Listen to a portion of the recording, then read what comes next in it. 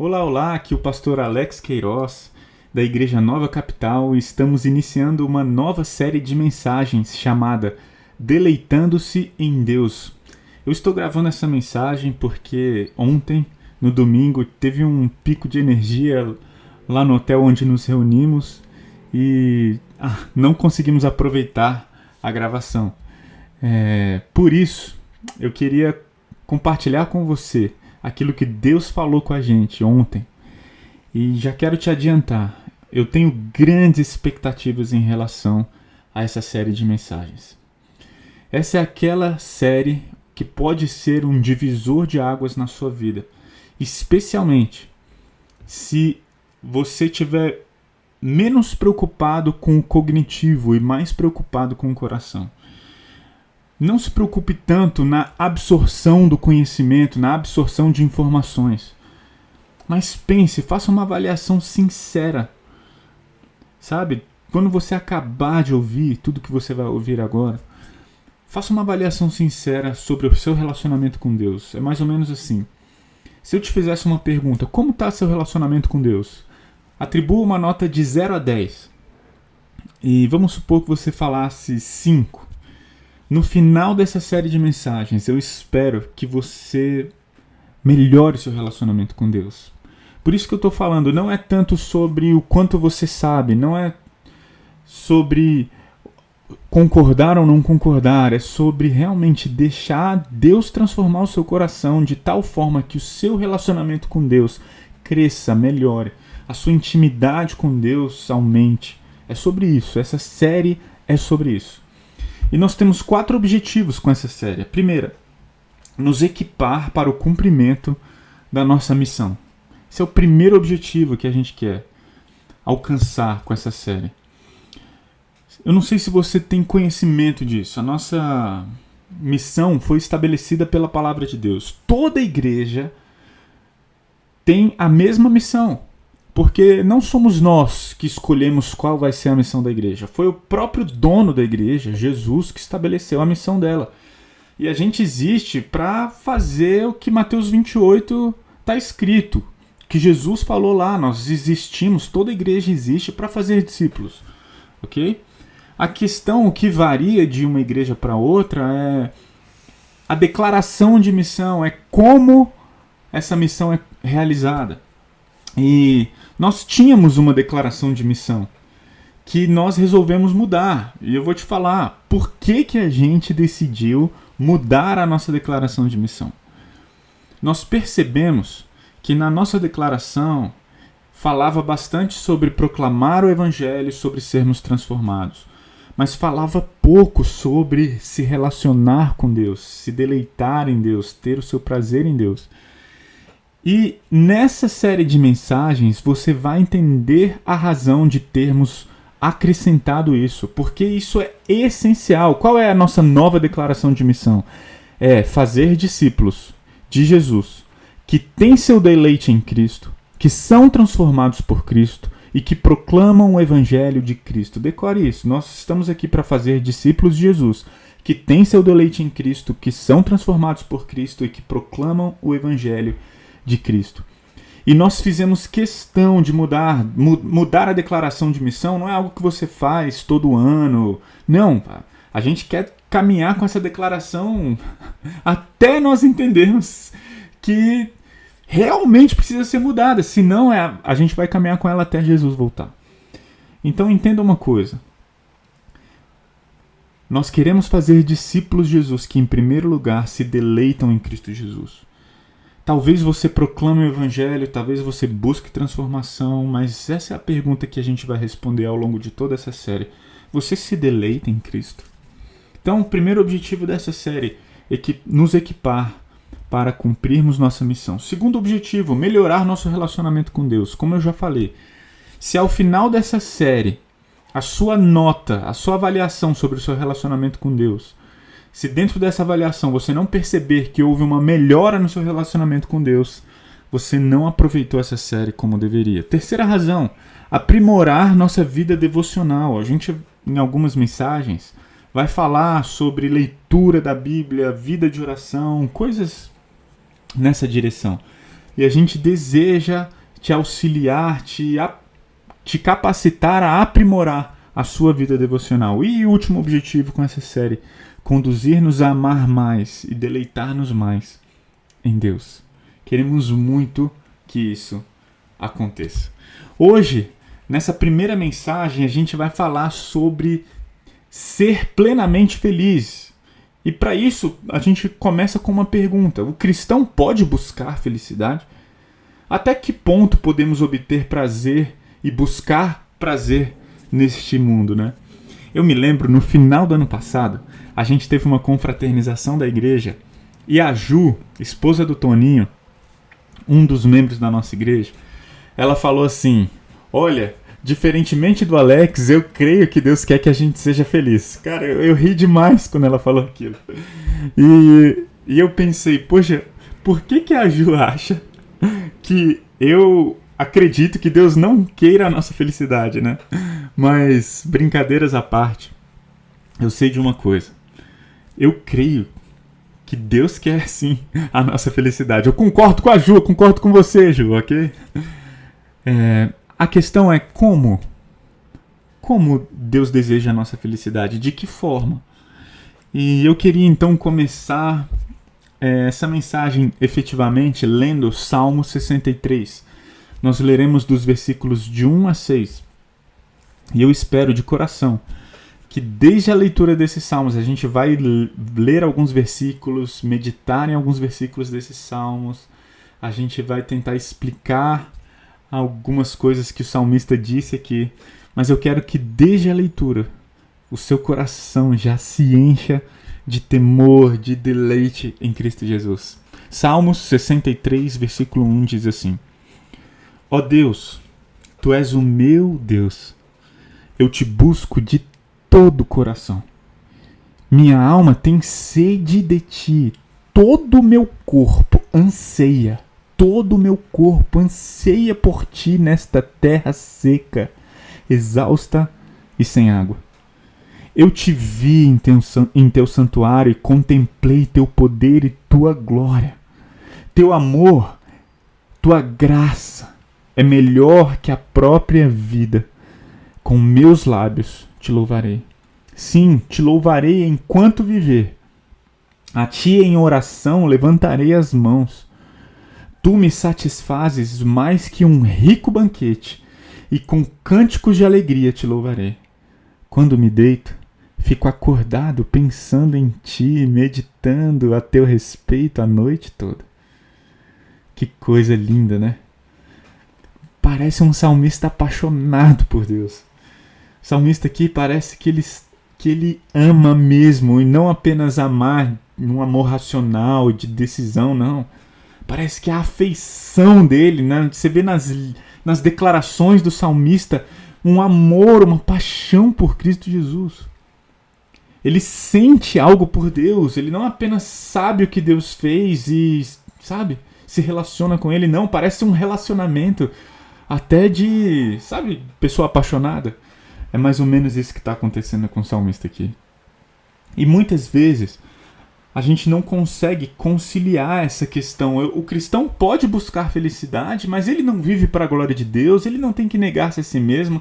E eu queria te mostrar na palavra de Deus como viver para a glória de Deus se relaciona com a busca pela felicidade. Veja só, vamos começar. Isaías 43:7, Deus fala assim através do profeta: tragam todos os que me reconhecem como seu Deus, pois eu os criei para a minha glória, foi eu quem os formou. Deus está falando aqui: eu criei todo ser humano para a minha glória. O propósito último do ser humano é a própria glória de Deus.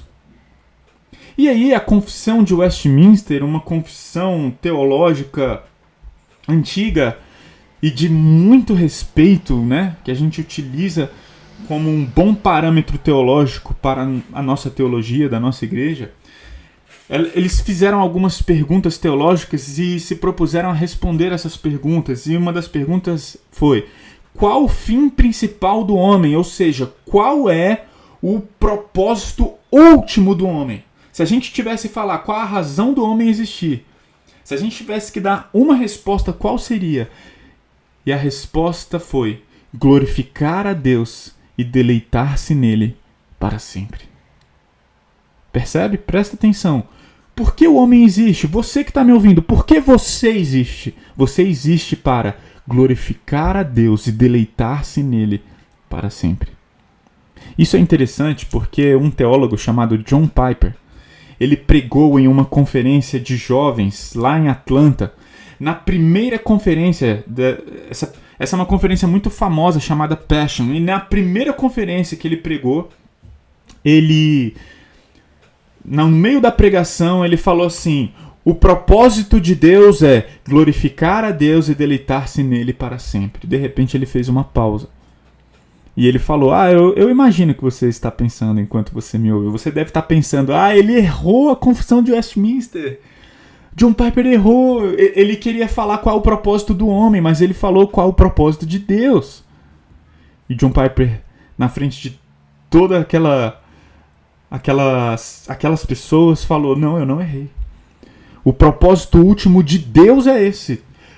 O propósito de Deus é glorificar a Deus e deleitar-se nele para sempre. O propósito último de Deus é ser glorificado, glorificar a Ele mesmo e deleitar-se nele mesmo para todo sempre. E é isso que ele faz durante toda a eternidade.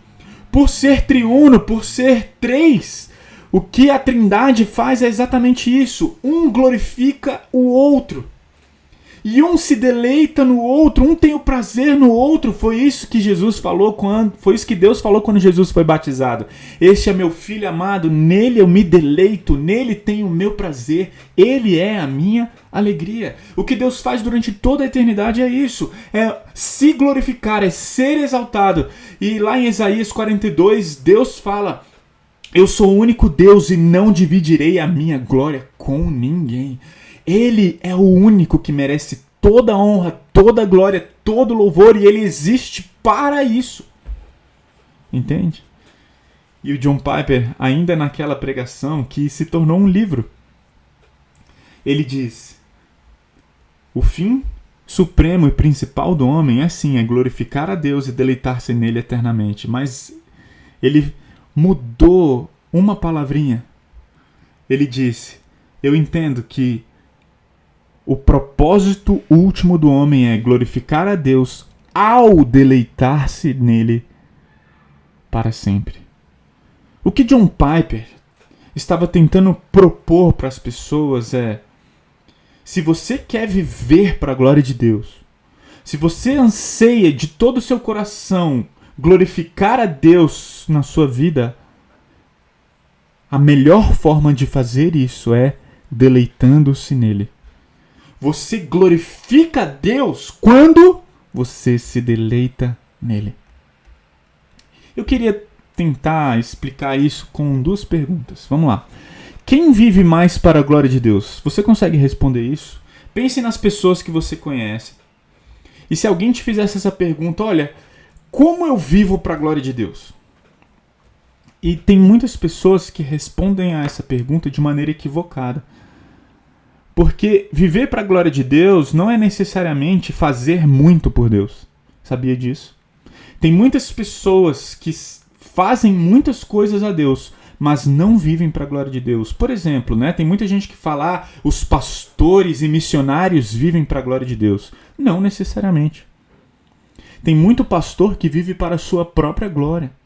O fato dele ser pastor, viver pregando a Bíblia, não significa necessariamente que ele vive para a glória de Deus.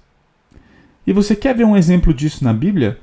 Perceba a história de Marta e Maria. Marta e Maria eram duas irmãs. Uma noite, um dia, Jesus foi jantar na casa delas. Marta começou a preparar a refeição. Ela entrou na cozinha e ficou lá ralando, suando para preparar um jantar bem gostoso para Jesus. Enquanto Marta trabalhava preparando o jantar, cozinhando, preparando todo o jantar, sabe o que Maria ficou fazendo? Ficou aos pés de Jesus, ouvindo ele falar, pregar, ensinar. Em um determinado momento, o que aconteceu? Marta saiu da cozinha, viu aquela cena. Eu imagino ela, né, com um avental, sabe, suando, né, correndo pra lá e pra cá, querendo fazer o melhor jantar do mundo pra Jesus. E ela se deparou com aquela cena e eu fico imaginando ela falando pra Jesus: Jesus, você tá de brincadeira, né? E o texto fala, o texto mostra, narra, que Marta virou pra Jesus e falou assim: você não vai pedir pra minha irmã me ajudar? Você vai ficar... É sério, Jesus? Ela vai ficar aí e só eu vou ralar de verdade enquanto ela vai ficar aí numa boa. Sabe qual é a resposta de Jesus pra Marta?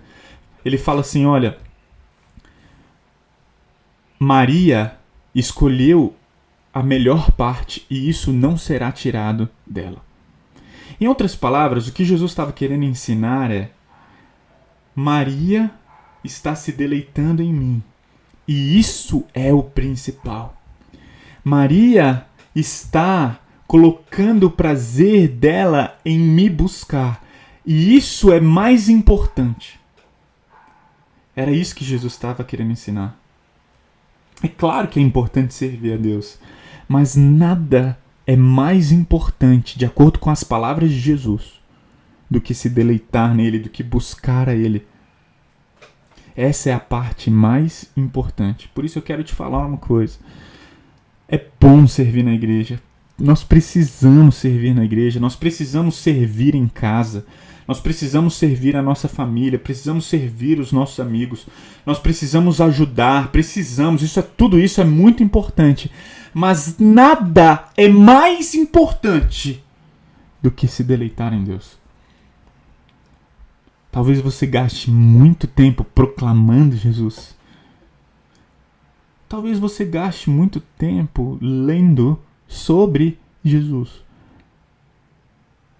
Mas gasta pouco tempo se deleitando em Jesus. Se você ler as 7 cartas lá do Apocalipse, Jesus escreveu 7 cartas para 7 igrejas. Essas cartas estão lá no capítulo 2 e 3 de Apocalipse. E a primeira igreja, a igreja de Éfeso, Jesus faz vários elogios. Olha, vocês têm uma boa teologia, vocês gostam de me servir, tudo isso é muito bom. Mas eu tenho uma queixa contra vocês. Vocês perderam o primeiro amor. Vocês perderam a afeição. Vocês me amam, mas vocês perderam aquela afeição, aquela paixão por mim. Da mesma forma, para a igreja de Laodiceia, Jesus fala: eu tenho náusea de vocês. Sabe por quê? Porque da mesma forma vocês têm uma boa teologia, vocês têm uma igreja ok, tá tudo ok, mas parece que vocês vão ao domingo, vocês ouvem a palavra, vocês vão embora e aquilo não gera nada no interior de vocês, não muda a afeição que vocês têm por mim. E eu estou a ponto de vomitar vocês na minha boca. Presta atenção numa coisa. Talvez você vá aos cultos, mas a sua afeição por Deus, quando acaba um culto, por exemplo, não muda. Talvez você leia a Bíblia na sua casa, mas quando você acaba a leitura, a sua afeição por Deus não mudou. Por isso, eu volto à pergunta: quem vive mais para a glória de Deus é quem tem um melhor relacionamento com Deus. E presta atenção, porque se relacionar com Deus não é necessariamente quem gasta mais tempo lendo a Bíblia. Não é sobre o quanto lemos a Bíblia, mas é sobre o quanto nos deleitamos em Deus. Se você lê a Bíblia e as suas afeições por Deus não são aquecidas, transformadas, você não está se deleitando em Deus. Você não está como Maria. Você não está amando a Jesus. Você não está cumprindo o propósito último para o qual você foi criado, porque você foi criado para a glória de Deus. E como você vive para a glória de Deus? Ao deleitar-se nele para todo o sempre. Nada pode ser mais importante do que se deleitar em Deus. E John Piper, ele escreveu um livro que o título do livro é Teologia da Alegria, e aqui no Brasil ele foi traduzido Em Busca de Deus. E ele fala sobre o prazer cristão, que é o que ele gosta de chamar de hedonismo cristão. Alex, que palavra esquisita é essa? Hedonismo. Sabe o que significa isso? Hedonismo é a busca desenfreada pelo prazer. E nós vivemos numa cultura hedonista. O mundo moderno, o mundo pós-moderno, ocidental, é totalmente hedonista. Tudo o que as pessoas fazem é em prol do seu prazer, da sua felicidade. É isso que o mundo faz. As pessoas estão loucas em busca de prazer e felicidade. Então, essa é a geração pão de açúcar, o que você faz para ser feliz. Essa é a geração que seu emprego não tá legal, o teu emprego não te faz feliz, larga ele. Não importa se você não vai ter como pagar as contas dos seus filhos no mês que vem. O que importa é que você seja feliz. Seu casamento não está legal, abandone-o, porque o que importa é que você seja feliz. Essa é a cultura onde estamos inseridos. E o John Piper, ele fala, olha, nós precisamos entender sobre o prazer cristão, o hedonismo cristão, a felicidade cristã. E ele faz isso em 5 pontos. Eu queria ler para vocês os 5 pontos do John Piper e depois explicar os 3 primeiros. John Piper fala assim, primeira coisa, vamos definir o que é prazer cristão. Primeira coisa, para definirmos. O anseio humano por ser feliz é uma é uma experiência universal, é algo bom e não pecaminoso. Segundo, jamais devemos tentar negar ou resistir ao nosso anseio por ser feliz, como se isso fosse um impulso mau. Pelo contrário, devemos intensificar este anseio e alimentá-lo. Aguenta aí. 3. A felicidade mais profunda e permanente encontra-se em Deus e somente nele. 4. A felicidade que encontramos em Deus atinge sua consumação quando compartilhado com os outros através do amor. E 5. O fim supremo e principal propósito de Deus no homem é glorificar a Deus e deleitá-lo e deleitar-se nele plena e eternamente. Agora, deixa eu voltar e eu vou, nessa mensagem, explicar um pouquinho os 3 primeiros pontos levantados por John Piper. Primeiro, qual é o primeiro? O anseio humano por ser feliz é uma experiência universal, é algo bom e não pecaminoso. Entenda uma coisa, o anseio do homem por ser feliz não é pecado. Não é pecado. Blaise Pascal disse assim, todas as pessoas buscam a felicidade. Não há exceção para isso. Sejam quais forem os meios diferentes que empreguem, todos objetivam esse alvo. A razão de alguns irem à guerra e de outras a evitarem é o mesmo desejo em ambos, visto de perspectivas diferentes. A vontade nunca dará o último passo em outra direção. Esse é o motivo de cada ação de todo ser humano, mesmo dos que se enforcam, dos que se matam. Gente, o que Blaise Pascal está falando aqui nessa declaração? Que todos estão em busca de prazer, todos querem ser felizes. As pessoas vão para uma guerra porque acreditam que isso pode, lá no final, trazer felicidade. As pessoas não vão para a guerra, evitam a todo custo ir para a guerra, porque elas acreditam que assim vão ser felizes. A guerra vai impedir a felicidade delas e por isso elas não vão.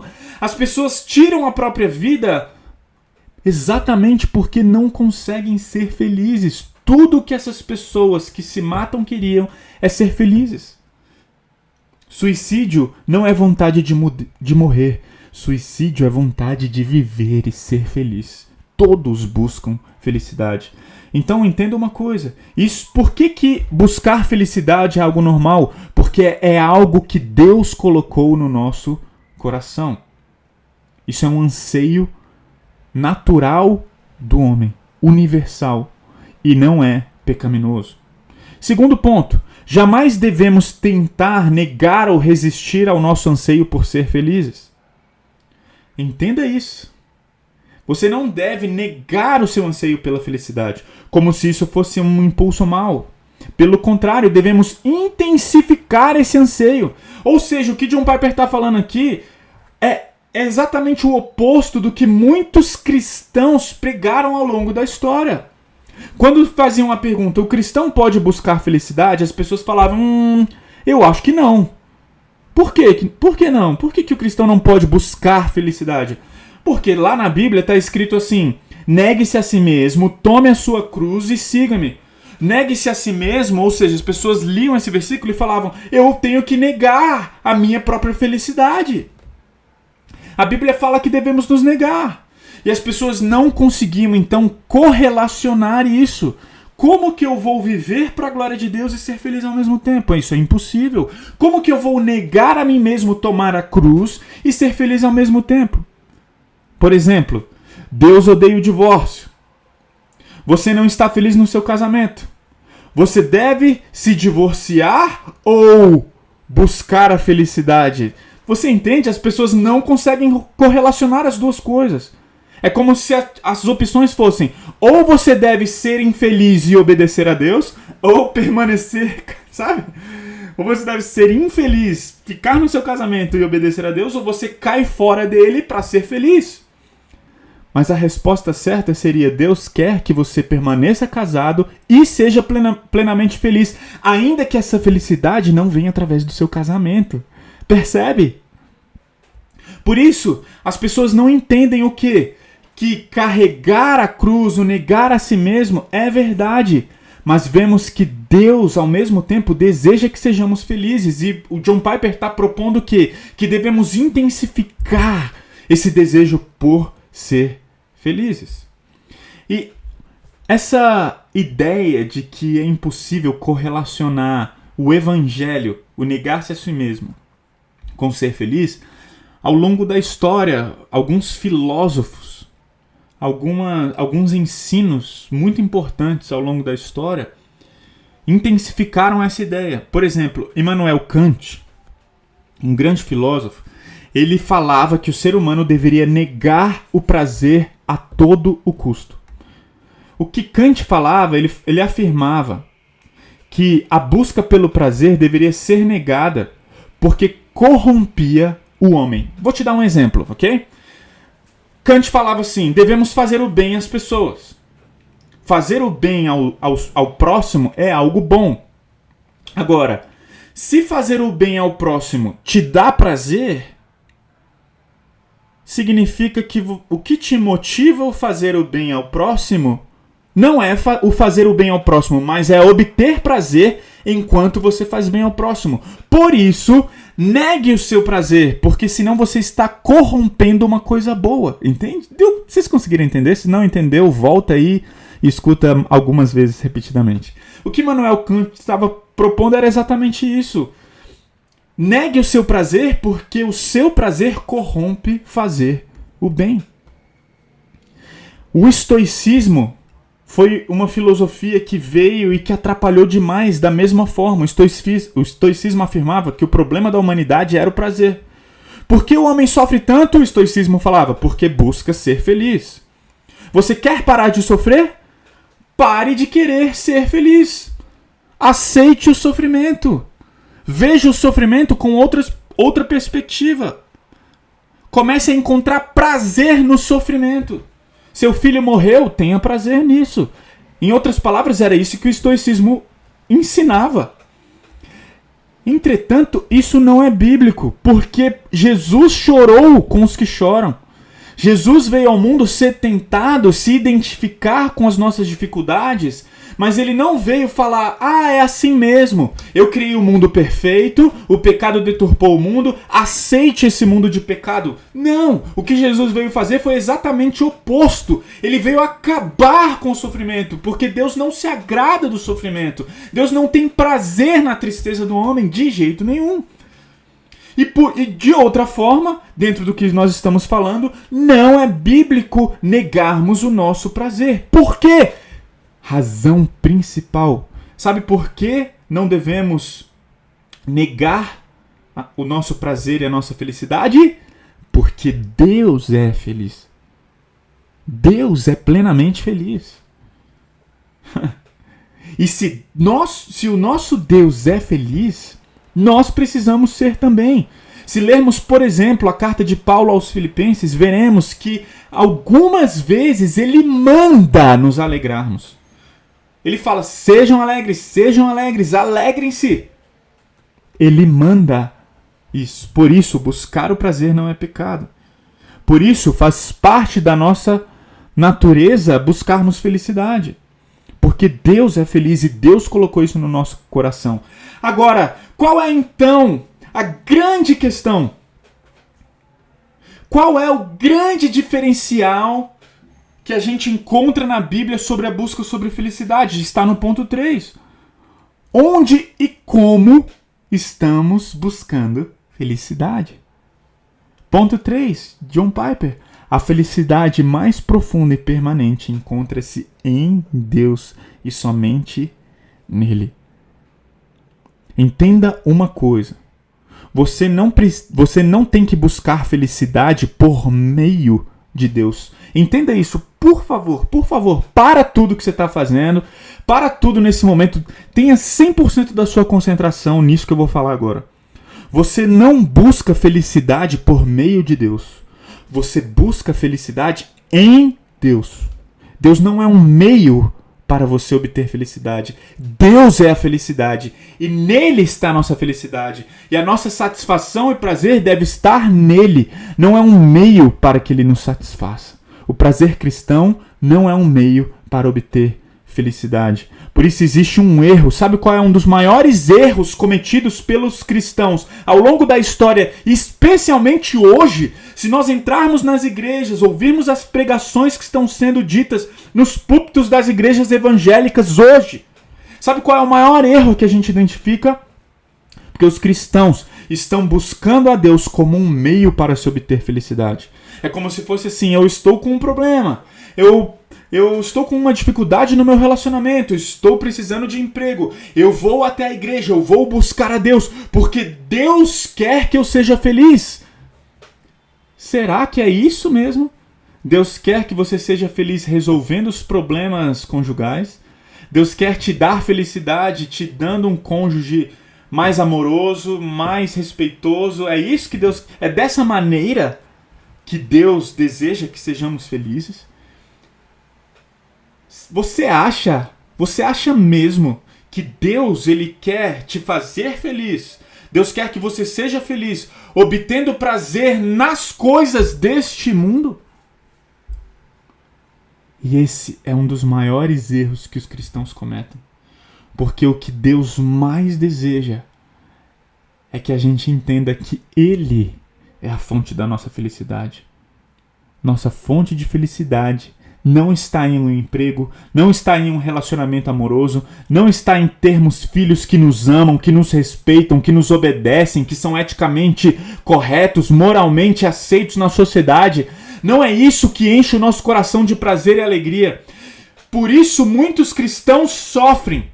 E por isso muitos cristãos desejam a morte. Por isso muitos cristãos se matam. Por isso muitos cristãos, apesar de serem cristãos, estão sofrendo muito. Porque não estão entendendo que Deus é o nosso deleite. Por isso seja sincero. Se você não for sincero ao ouvir essa mensagem vai ser apenas mais uma no seu currículo. Seja sincero. Como você busca a Deus? Veja a maneira como você tem respondido aos problemas durante a semana. E seja honesto sobre quem é o seu prazer. Porque é possível ser plenamente feliz em casamentos destroçados. É possível ser plenamente feliz com filhos que acabam com seu físico, emocional e espiritual. É possível ser plenamente feliz tendo muito pouco, tendo muita dificuldade de pagar as contas, passando por dificuldades surreais. Blaise Pascal falou: o homem já teve a verdadeira felicidade, da qual agora resta nele apenas o sinal e o espaço vazio. Que ele tenta em vão. O homem hoje tenta em vão preencher com coisas ao seu redor, procurando em coisas ausentes a ajuda que não obtém nas coisas presentes. Ele continua: essas, porém, são todas incapazes, todas essas coisas ao redor são incapazes, porque o abismo infinito pode ser preenchido somente por um objeto infinito e imutável, ou seja, apenas pelo próprio Deus. Blaise Pascal estava falando que houve um momento na história em que o homem era plenamente feliz, lá no Éden. A felicidade do cristão não é um meio para se obter prazeres mundanos. O prazer cristão busca o próprio Deus. Encontrar alegria não é apenas algo bom. Encontrar alegria é encontrar todos os dias o próprio Deus. Entretanto, os prazeres deste mundo normalmente tomam o lugar de Deus, e entenda uma coisa: as coisas deste mundo não são ruins.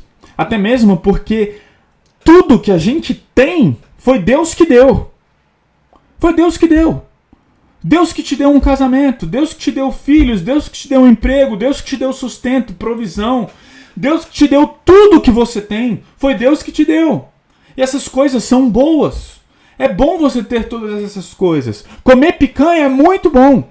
Amar alguém e ser amado por alguém é muito bom. Ter filhos é muito bom. O problema é quando colocamos nossa esperança de felicidade nessas coisas que Deus deu e não no próprio Deus. Essas coisas não são ruins. O problema é como lidamos com essas coisas no nosso coração. É por isso que Tim Keller disse: achamos que ídolos, sabe, ídolos? Não adorais a outros ídolos além de mim, Deus disse, né? E a gente acha que ídolo é aquela imagem que está dentro da igreja, ou um santinho que alguém carrega no pescoço, etc, etc. E Tim Keller está falando, Tim Keller diz: achamos que ídolos são coisas ruins. Mas quase nunca isso é verdade. Quanto maior o bem, mais provável é que esperemos dele a satisfação das nossas necessidades e esperanças mais profundas. E ele diz: qualquer coisa serve de um Deus falso, especialmente as melhores coisas da vida. Agora entenda, porque se você fizer uma análise superficial da sua vida nesse momento, essa pregação não vai transformar o seu coração. Faça uma autoavaliação da pergunta que eu vou fazer agora, mas faça uma autoavaliação sincera. Sincera, porque se não for sincera, nada vai mudar. A pergunta que eu tenho para te fazer nesse momento da mensagem é: o que você ama mais? O que você ama mais nessa terra? Pensa nas 3 coisas que você mais ama. Tira Deus, tá? Tira Deus. Pensa nas 3 coisas que você mais ama nessa terra. Todas as coisas que você acabou de responder aí no seu coração, todas as suas respostas que não forem Deus, têm um poder incalculável de te afastar de Deus. Alex, mas essas coisas são tão importantes para mim, são tão boas. Família é algo muito bom. Meu emprego é algo muito bom, meu sucesso é algo muito bom. Mas essas coisas têm um poder enorme de te afastar de Deus. Entende? E por isso nós precisamos ser sinceros. E talvez esse é um momento da mensagem, depois dessa avaliação, que a gente também volta um pouquinho e faz uma análise teológica. Alex, você disse que Deus é plenamente feliz.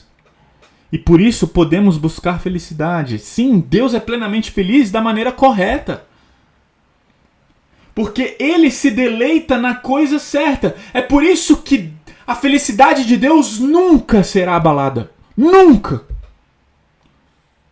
Por quê? Porque Ele se deleita nele mesmo. O objeto de deleite de Deus é imutável, perfeito, inacabável. A fonte do prazer de Deus não se esgota, não muda. E é perfeita.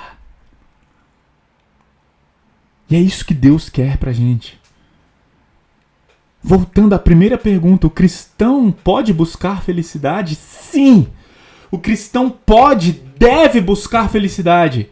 mas deve colocar e buscar felicidade em Deus. E tudo aquilo que te faz deleitar-se, que não é Deus, pode ser algo que te afasta dele, ainda que ele mesmo tenha dado. Agora, surge uma pergunta, né? Como que Deus consegue ser plenamente feliz no meio de tanta calamidade, no meio de tanto sofrimento na Terra?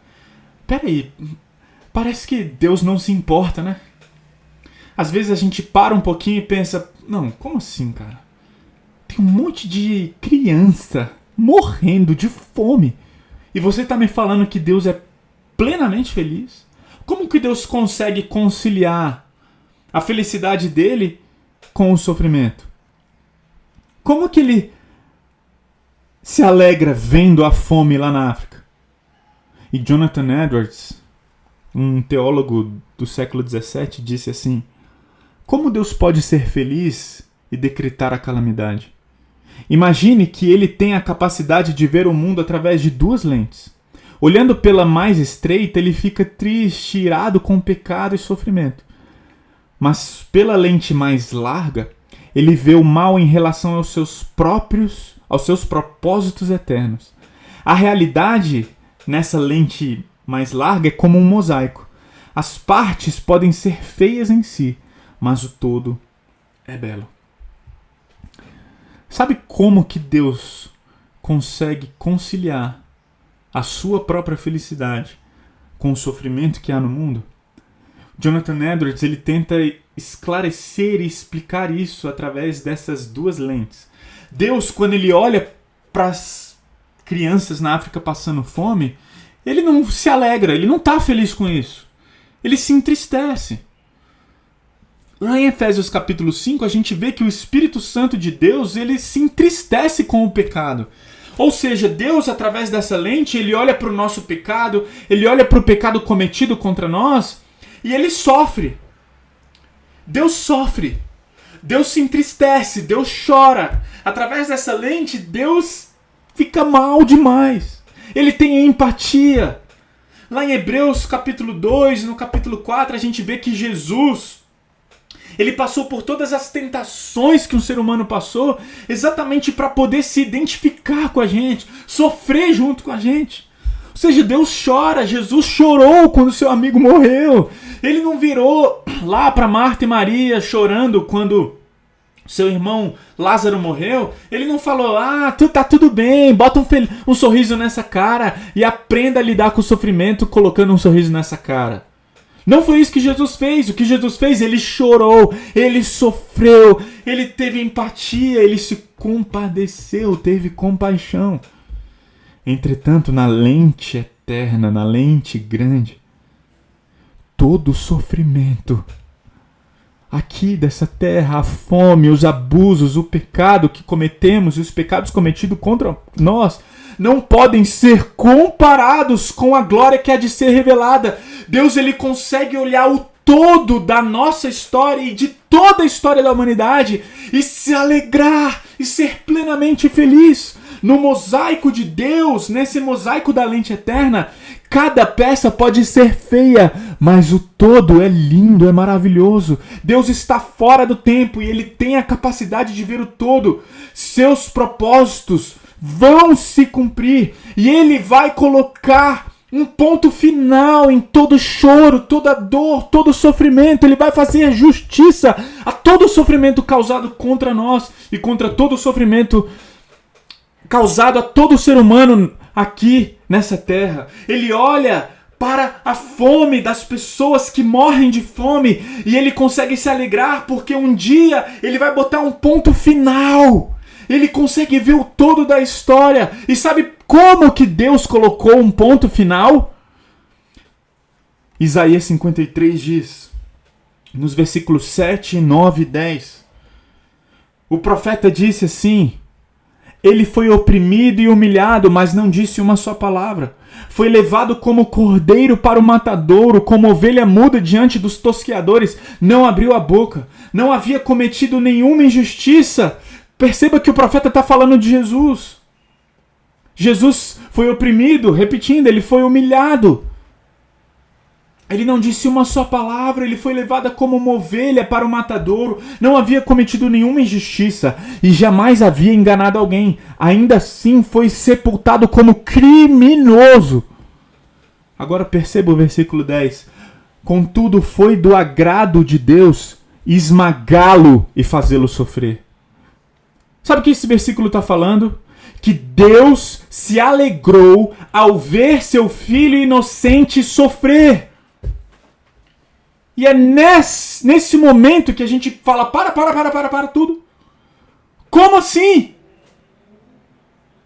Como que Deus pode ser feliz vendo seu filho, seu único filho, sofrer? Porque na perspectiva, na lente da eternidade, ele sabe que a morte do seu filho vai colocar um fim em toda dor, todo sofrimento, todo pecado. Tudo será restaurado porque Cristo morreu. Como conciliar Isaías 53 com Mateus 3,17? Quando lá no batismo de Jesus, o pai olha para o filho e diz: este é meu filho amado, eu me deleito nele, ele é a minha alegria. O mesmo filho que é a alegria do pai, teve que ouvir que o pai se alegrou em esmagá-lo. E é nessa perspectiva dessas duas lentes a gente entende que quando Jesus morreu, o seu filho morreu, o pai sofreu, o pai se entristeceu, mas nessa lente da eternidade, ele se alegrou, pois a cruz de Jesus e a ressurreição de Jesus estava restaurando toda a criação. A alegria que desfrutamos em Deus. E é por isso que podemos ser plenamente felizes, mesmo no meio do sofrimento. Por quê? Porque a alegria que desfrutamos em Deus não pode ser comparada com a dor e o sofrimento que experimentamos aqui nessa terra. As consequências do pecado, a morte, a separação da glória de Deus é horrível. Mas na cruz, Jesus foi separado da glória de Deus para que eu e você pudéssemos viver eternamente ao lado do Pai. E por isso, sofrendo ou não, o salmista podia dizer lá no Salmo 63, que nós lemos: ó Deus, Tu és o meu Deus, eu te busco de todo o coração. E a minha alma tem sede de ti. Todo o meu corpo, ele anseia por ti nesta terra seca, exausta e sem água. Eu te vi em teu santuário, eu contemplei teu poder e tua glória, o teu amor. Aqui a palavra é hesed. A tua graça é melhor do que a própria vida. Com os meus lábios, eu te louvarei. É por isso que a gente pode ser plenamente feliz. Porque Deus é a plenitude da nossa felicidade. E enquanto não aprendermos a colocar a nossa felicidade em Deus, nunca desfrutaremos da felicidade que somente Ele pode dar. Enquanto você, membro desta igreja ou não aprender a se deleitar em Deus, colocar suas afeições em Deus, você não vai ser realmente feliz. Você vai depender das alegrias que Deus dá nessa terra. Você vai depender de viagens, você vai depender de seus filhos, você vai depender dos teus filhos te respeitarem, do teu marido, da tua esposa te amar como você deseja. E enquanto você depositar a sua felicidade nessas coisas, você não vai encontrar a plenitude de felicidade que só tem e existe em Deus. E é por isso que Deus é plenamente feliz. Porque Ele não precisa de nós para ser feliz. Ele é feliz nele mesmo, Ele se completa, Ele é completo nele mesmo. E sabe o que ele fez? Ele falou: eu vou me revelar ao homem para que ele experimente essa felicidade plena em mim. E quando a gente volta na primeira pergunta, o cristão pode ser feliz? O cristão pode buscar prazer nessa terra? E a resposta é sim, busque com toda a sua força a felicidade em Deus e não nas coisas dessa terra.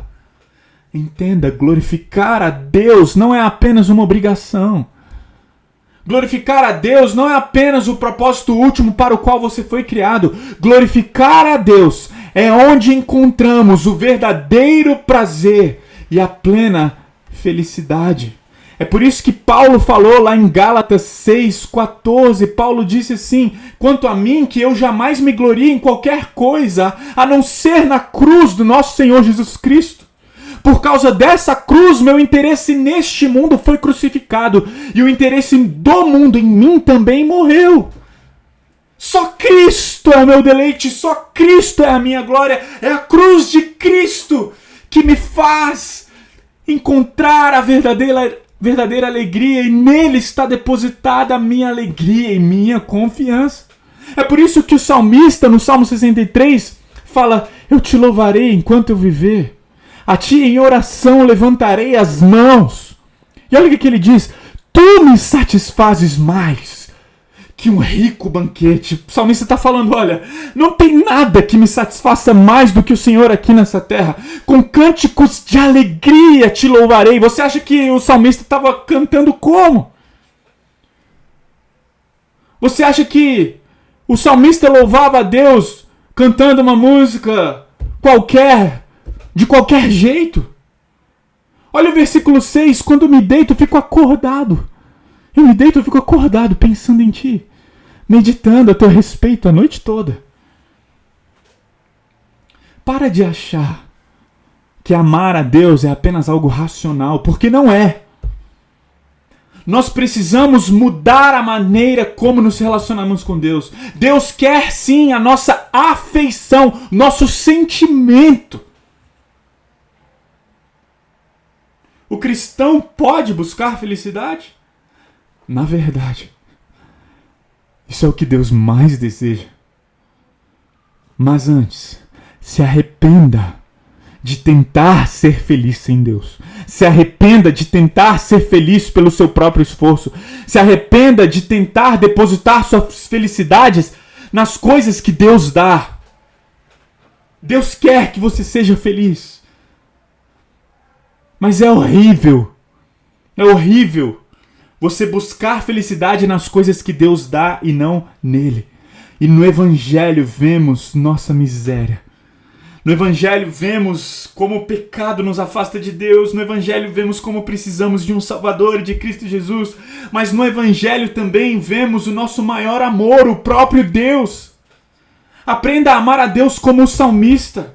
Aprenda a colocar suas afeições nele. Se suas afeições não são dele, você não experimentou a plena felicidade. E talvez você esteja com algumas perguntas. Até que ponto eu posso amar as coisas desse mundo? Eu posso me deleitar em comer uma picanha? Eu posso se deleitar no amor apaixonado de alguém aqui desse mundo? A resposta é sim. Entretanto, quando o amor de Deus não for suficiente, significa que estamos dividindo o amor dele com outras coisas. Ainda que ele mesmo tenha dado essas coisas. Por isso, o convite de Deus é: me ame, se deleite em mim, ainda que você não tenha mais nada. Porque o teu amor, porque a tua graça é maior do que a vida. Os meus lábios te louvam. Enquanto a graça do Senhor não te satisfizer mais do que todas as coisas da sua vida, você não estará vivendo para a glória de Deus, você não estará vivendo para Ele. Mateus 13:44 diz: o reino dos céus É como um tesouro escondido que um homem descobriu num campo. Em seu entusiasmo, ele o escondeu novamente, vendeu tudo que tinha e com o dinheiro da venda comprou aquele campo. Jesus está contando uma parábola de alguém que achou um tesouro, enterrou aquele tesouro, e aí ele abriu mão de tudo para ter aquele tesouro. Porque aquele tesouro valia mais do que tudo que ele tinha. É dessa forma que devemos amar a Jesus. É com essa intensidade, é com essa afeição que devemos amar a Jesus.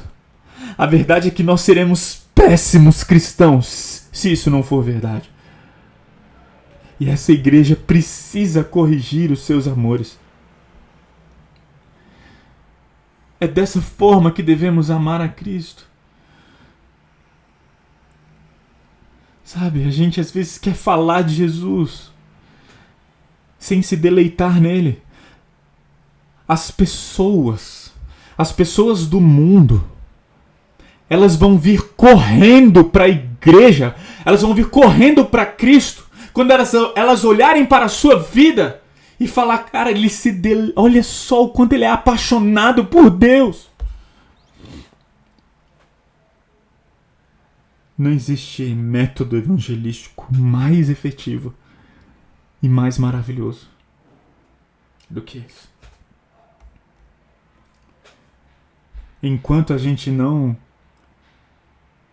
experimentar o que o salmista disse no Salmo 73, quem mais tenho eu no céu senão a ti? Eu te desejo mais que qualquer coisa na terra. Minha saúde pode acabar, o meu espírito fraquejar, mas Deus continua sendo a força do meu coração, pois Ele é a minha posse. Ele é o que eu tenho para sempre. É dessa forma que devemos nos deleitar em Cristo. Nós queremos fazer discípulos de Jesus que, em primeiro lugar, se deleitam em Cristo. Aprenda a se deleitar em Cristo. Aprenda a fazer de Cristo o seu maior bem. Em nome de Jesus.